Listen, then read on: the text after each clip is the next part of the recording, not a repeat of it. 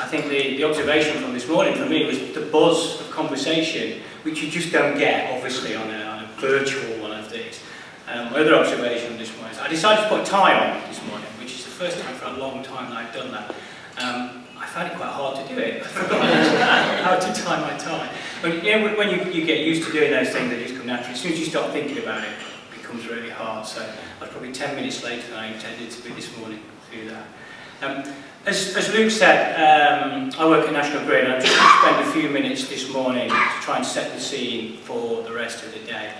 I'll talk a little bit about COP. As Luke said, we're one of the principal partners of the event.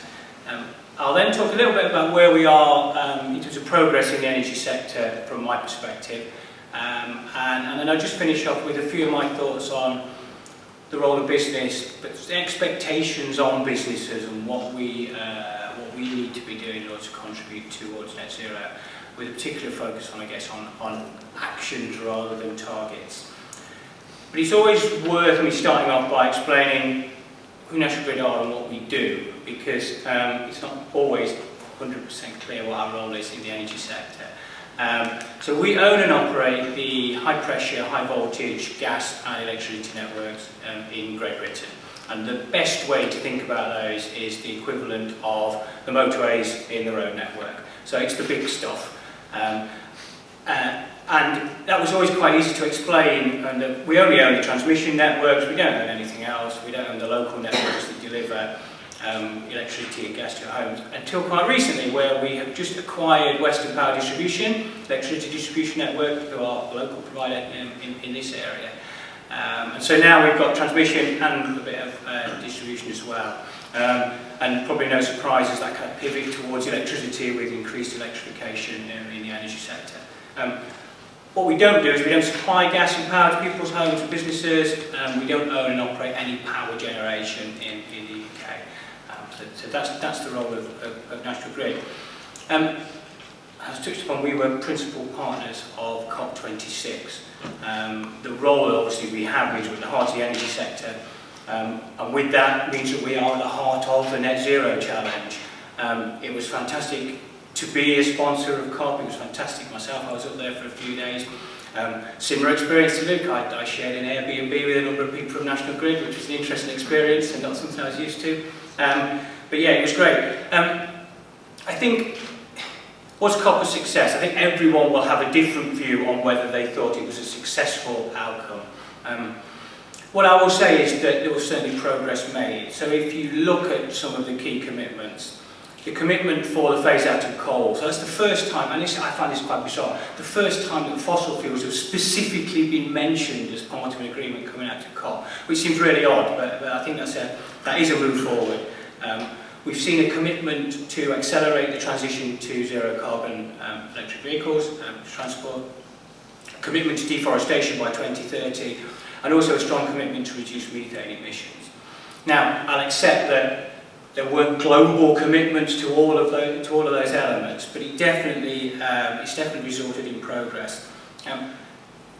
When you reflect on whether the event itself was a success, I think there's always that focus on having a big global target, and that's the measure of success.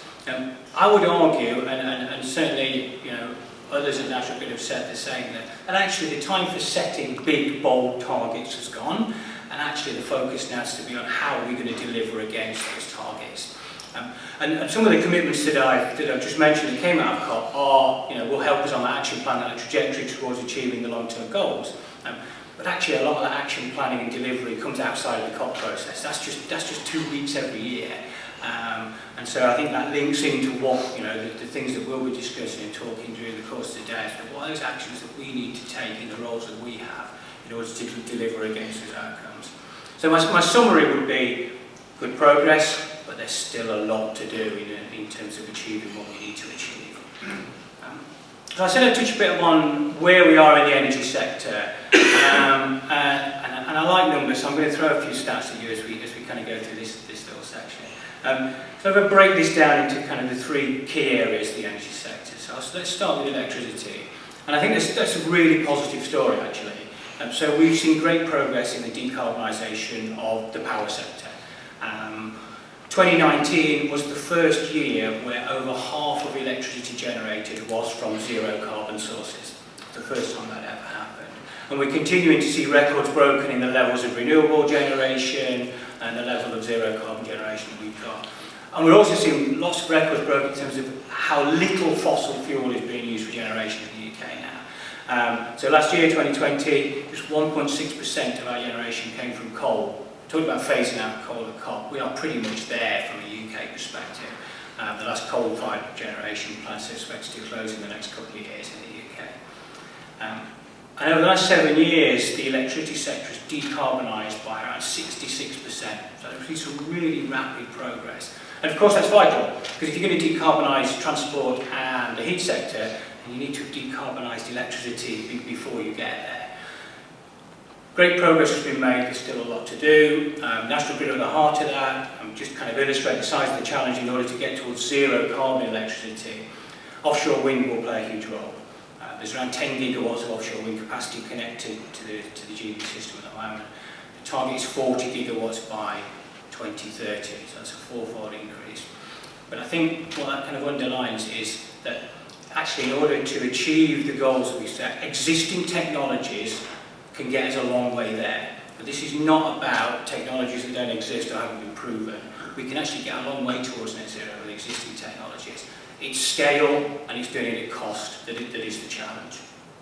If we move on to transport, then again we're starting to see progress, much less than decarbonisation of power, obviously. But we've got some clear policy goals now set by the UK government in terms of phasing out the internal combustion engine. 15% of all vehicles sold in September 2021 were pure electric vehicles. So we're seeing a considerable amount of electric vehicles to take up now. And just anecdotally, as an EV owner myself, I can say there's much more competition for charging spaces than there ever was. A couple of years ago, you could pretty much guarantee if you're up till you get space. Particularly with the free charging points now, that is definitely not the case. So we definitely see a change in that area. I think what's needed next is obviously that investment in charging infrastructure and a collaborative approach between the energy sector, between local authorities, between anyone who's involved in that arena in order to keep pace with demand, but also to kind of alleviate that still concern around range anxiety that a lot of people have when thinking about whether they're going to buy an electric vehicle. And finally, I'm going to touch upon the heat sector, which I would say is probably the part of the energy sector which is where we have the biggest challenge. So how do I put that into some kind of context? So over 20 million homes in the UK use gas for central heating. And around 2 to 3 times more energy goes through our gas network than our electricity network on an annual basis. And a lot of that energy is to heat homes and buildings. That's the scale of the challenge that we have from a heat perspective. It's a challenge of cost, it's a challenge of technology, and it's a challenge of the level of potential disruption in terms of changing our existing infrastructure for new infrastructure. I think that's why, as we kind of stand here today, that it's likely that there's going to be a mix of different technologies as a solution for heat. Hydrogen, renewable natural gas, and electrification of heat will all play a role in that. But it's unlikely that it will, that as we see it today, that it will be just one of those technologies as a solution. But again, we are starting to see progress. So there's work that said that we're involved in testing hydrogen solutions and primarily looking at how do you utilise existing infrastructure. So reducing that cost and disruption by using the stuff that we've got at the moment, using the pipeline networks that we've got at the moment. So again, I guess my summary would be good progress, but still a lot to do.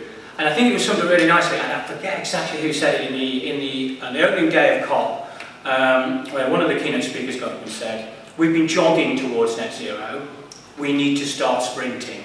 And I think that's how I would kind of summarise, we've made progress, but we're jogging at the moment, and we've really got to pick up the pace, particularly during the next decade in terms of delivering what we need to deliver.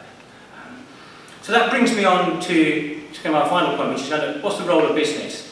I've been in the sustainability space in National Grid for just over 7 years now, and that role has changed fundamentally to being to be honest, it's quite a niche role, tucked away in a part of National Grid. It's, okay, get on with your climate change stuff over there, that's not core to our business. To it's absolutely front and centre of everything that we're doing now.